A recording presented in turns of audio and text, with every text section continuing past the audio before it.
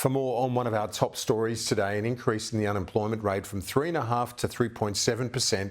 I spoke a short time ago with the Assistant Minister for the Treasury, Andrew Leigh. Kieran, these are still extraordinary unemployment figures. To have an unemployment rate below 4% is still essentially full employment in the Australian economy. Our budget forecast that there would be a modest rise in the unemployment rate, but we do hope to maintain full employment because it's so important for ensuring that people have jobs, that we see equity in the labour market, and that we see those steady wage rises, including the substantial wage rise we saw this week. Does it make another rate rise less likely, though? Does it give the RBA some time? The Reserve Bank will make its independent decisions, but the numbers as they're coming out, I think, shouldn't give macroeconomists any cause for concern. The government's primary focus is to create an environment in which we can see a soft landing, deal with the unemployment challenge without leaving aside full employment.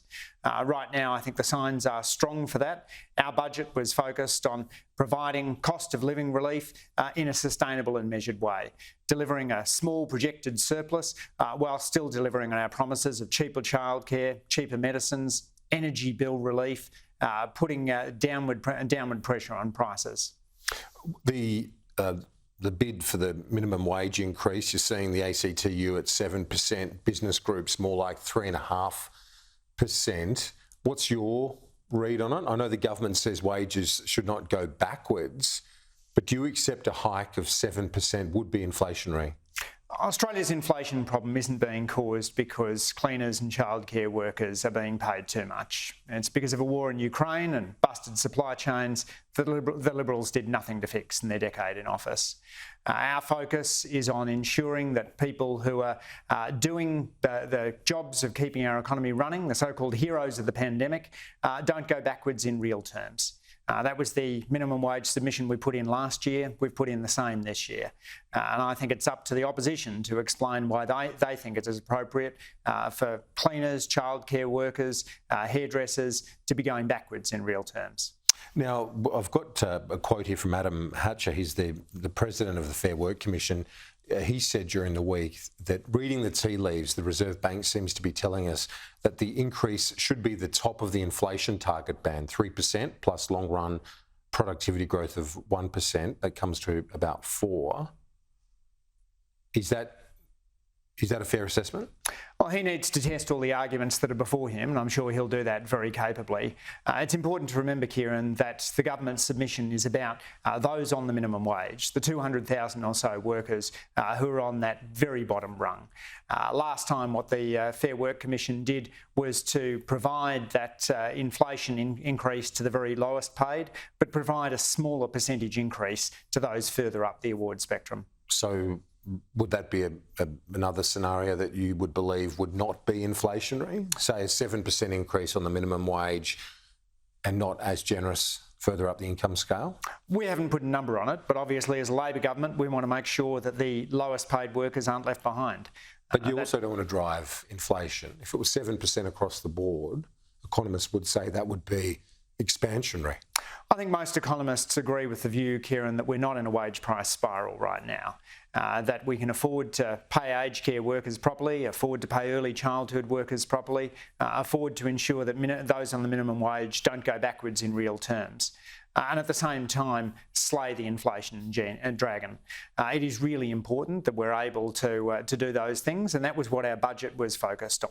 A budget which was really centred around ensuring the cost of living relief flowed to middle Australia, biggest increase in Commonwealth rent assistance in 30 years to deal with the housing crisis, but at the same time returning significant savings to the budget bottom line. 87% of the revenue upgrades return to the budget bottom line. Just finally, on the voice to Parliament, the AFL and Rugby Australia both today coming out to support the voice. Do you welcome that?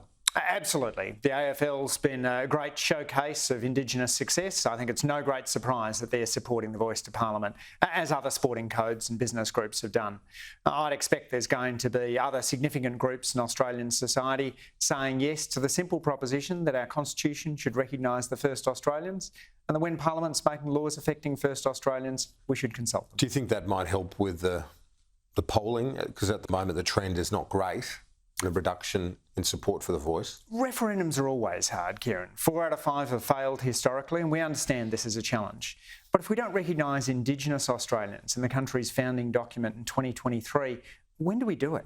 Our founding document should acknowledge that there were first Australians who were here for 65,000 years.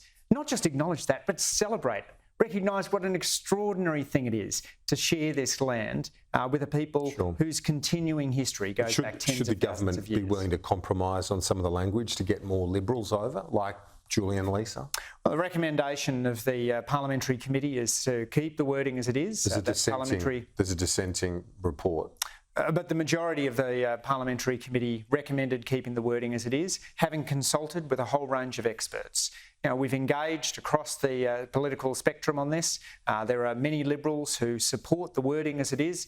I hope that others will come on board with what can be a historic unifying moment for Australia. Tony Abbott responded to the rugby move. He said that this is another sports body that's succumbed to moral blackmail and coming out for the voice. What's your reaction to that?